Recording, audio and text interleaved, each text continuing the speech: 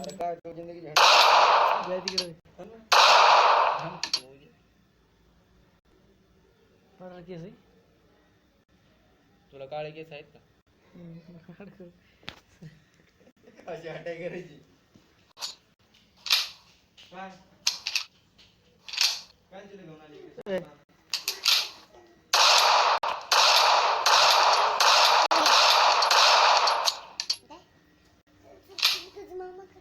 जाय तिकडे जा पळा पळा